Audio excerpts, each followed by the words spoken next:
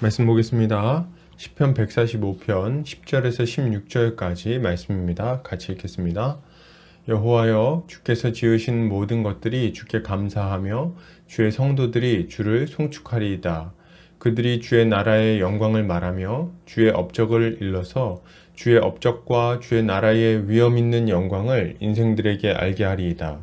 주의 나라는 영원한 나라이니 주의 통치는 대대에 이르리이다. 여호와께서는 모든 넘어지는 자들을 붙드시며 비굴한 자들을 일으키시는도다. 모든 사람의 눈이 주를 앙망하오니 주는 때를 따라 그들에게 먹을 것을 주시며 손을 펴사 모든 생물의 소원을 만족하게 하시나이다. 아멘. 시편 145편 10절에서 16절까지 넘어지는 자들을 붙드시는 왕이라는 제목으로 말씀 보도록 하겠습니다. 신자는 이 땅에서 하나님의 도우심으로 복된 삶을 살아갑니다. 어려움과 고통이 없는 것도 아닌데 어떻게 이런 삶을 살 수 있을까요? 오늘 본문을 통해서 함께 살펴보도록 하겠습니다.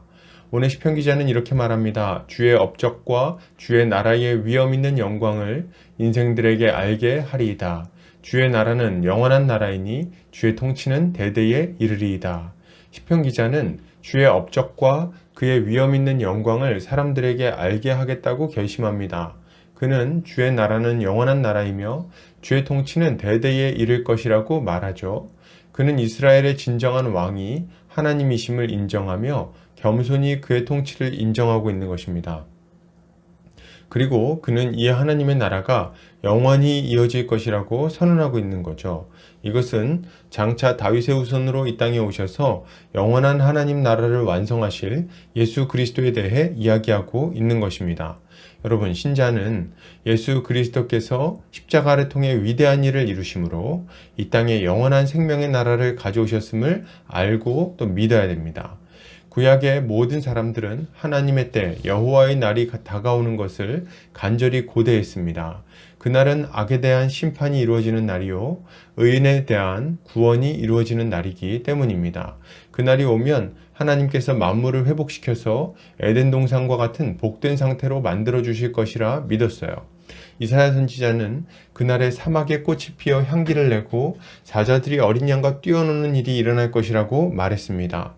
그리고 약속하신 때가 이르러 하나님의 독생자가 이 땅에 임하신 거죠. 주님은 십자가 위에서 하나님의 공의와 사랑을 완전히 만족시키셨습니다. 그리고 다시 사신 주님은 높이 들려 하나님 우편에 앉으셔서 자신의 백성을 힘있게 다스리기 시작하신 거예요.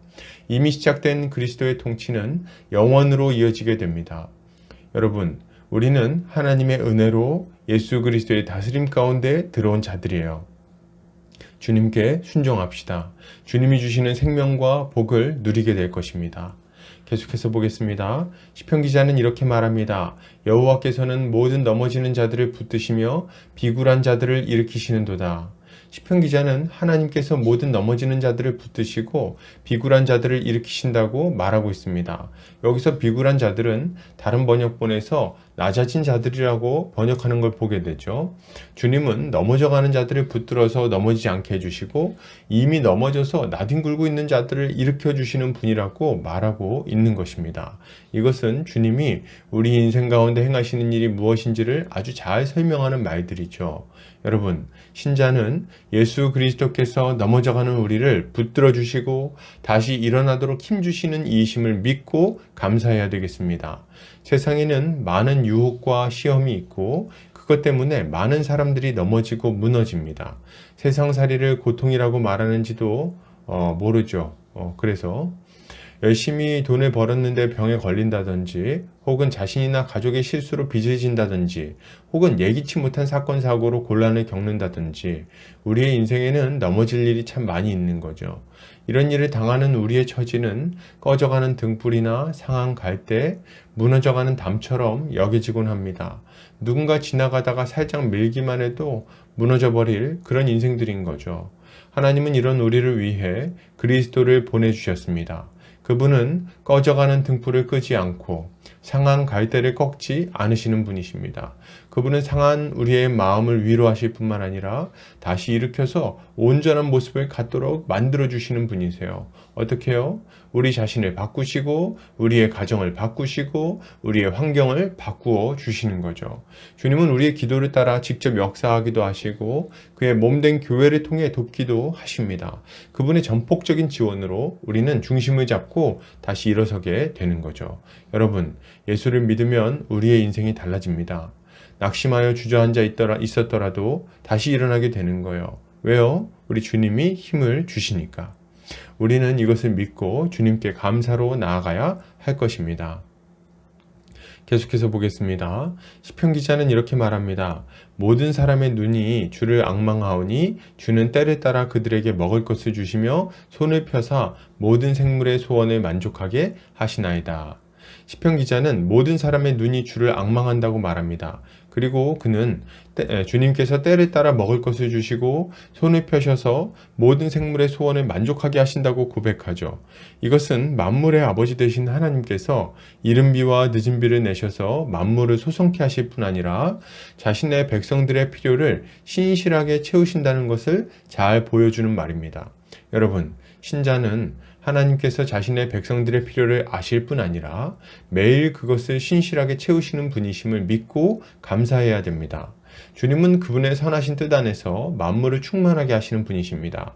하나님은 그분의 충만한 능력으로 모든 피조물들의 필요를 채워주세요. 무엇보다도 자신의 백성들의 기도를 들으시고 그들의 삶을 복된 것들로 채워주십니다. 우린 더 이상 먹고 살 걱정을 할 필요가 없어요. 왜요? 하늘 아버지께서 일용할 양식을 주실 것이기 때문입니다. 우리는 굶어 죽지 않습니다. 무의 도식하며 사는 것은 아니지만 수고한 대가를 정당하게 받으며 먹고 살게 될 것입니다. 그리고 주님은 우리가 이 땅에서 받은 사명을 감당하기까지 필요한 모든 것을 채워주십니다. 사도 바울 보십시오. 그는 세계를 돌아다니면서도 부족함을 몰랐어요. 왜요? 주님께서 때를 따라 그의 필요를 채워주셨기 때문입니다. 여러분, 우리도 마찬가지예요. 여러분, 우리는 담대하게 우리의 필요를 주님께 아뢰 수 있습니다. 은혜가 풍성하신 하나님께 우리가 기도하면 우리 하늘 아버지께서는 우리가 구한 것에 넘치도록 우리를 채워 주실 것입니다. 결론을 드립니다. 여러분, 신자는 예수 그리스도로 말미암아 이 땅에 영원한 나라가 이루어짐을 믿어야 됩니다. 주님은 우리를 일으키시고 필요를 채워주실 거예요. 오늘도 주의 은혜로 승리하는 성도님들 되시기를 주의 이름으로 축복합니다.